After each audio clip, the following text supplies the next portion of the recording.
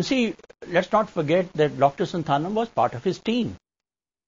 And it came as quite a shock when Dr. Santhanam himself mentioning that it was a fizzle. Of course, he was referring again to the thermonuclear weapon. So, Dr. Kalam's statement was not quite convincing. It wasn't convincing.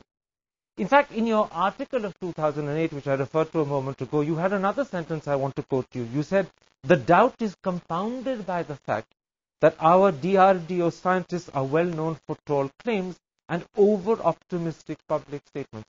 In a sense, their, how shall I put it, slight boastfulness has added to the problem. Well, that has been our experience over the development of weapons and equipment that the DRDO has delivered or not delivered.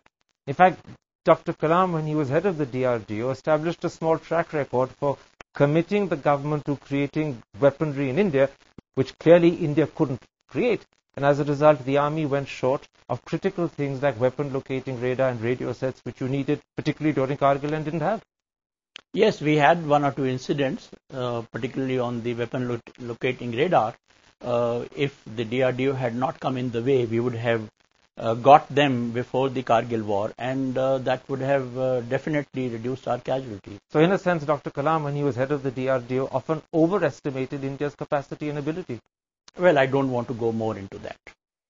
A second response from the government to the recent reports that question the credibility of our deterrent is an interview given by our present National Security Advisor to the Hindu, where he dismissed Dr. Santhanam as a bit of a maverick and questioned why is he speaking out now.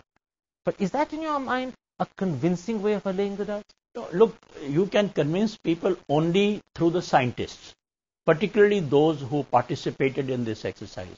I'm referring to Dr. Chidambaram and his whole team from the Atomic Energy Commission. So I don't know whether we can be convinced so easily by people who are not scientists. This is a matter of technology, and these are the people who can discuss and reassure people. So in other words, what you're saying is that if the government wants to convincingly allay these doubts, then scientists like Mr. Chidambaram, Mr. Kakotkar, who are at the very center of Pokhran 2, need to speak out, and secondly, they need to speak out with detailed fact and not just make a simple assertion. That's right. It's not a political matter. It's not a military matter alone. It is primarily a scientific issue, a science issue. And it needs to be done convincingly and with detail. Obviously. So when the Prime Minister last Sunday, on a visit to Barmer, just spoke two sentences, and I'll quote them, "We believe in our scientists. It is very clear that the test was successful." That's not sufficient. Well, that's a political statement, as I said. But, you know, for things like this, particularly for the armed forces, they have to be convinced by the people who have developed these weapons. If the sort of convincing rebuttal of these doubts doesn't come from the government or from the scientists, then what will be the impact on the armed forces? Look, it is not necessary to bring it out in the open. I also don't believe that there should be a public debate. But it can be done privately, reassuringly. That's right. But if it's not done privately, then what will be the impact on the armed forces and their confidence in the nuclear deterrent? No, I am sure that there will be question and answers within the establishment, and the armed forces, if they raise this point, they will have to be reassured. And do you think the armed forces are likely to raise this point? Obviously not in public, but privately to their minister, to their seniors. Are they likely to raise this point? Well, I think they should discuss this matter.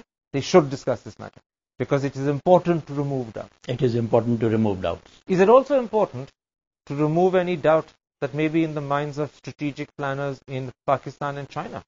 That if they're taking any joy from what the Indian scientists have said, do we need to remove that joy?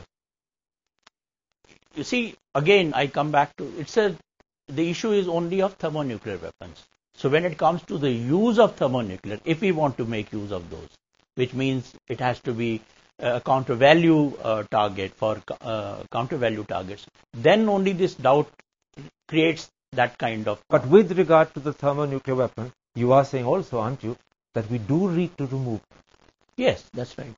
And that doubt has to be removed both for our own armed forces But it also has to be removed from the mind of our potential enemies and adversaries. To make our deterrence get credible, yes, that is required. But more important, as I said, it is the user, the end user. He must know what he has to plan and how he has to plan. So it is critical that for the Indian Armed Forces, these doubts be removed. It is important.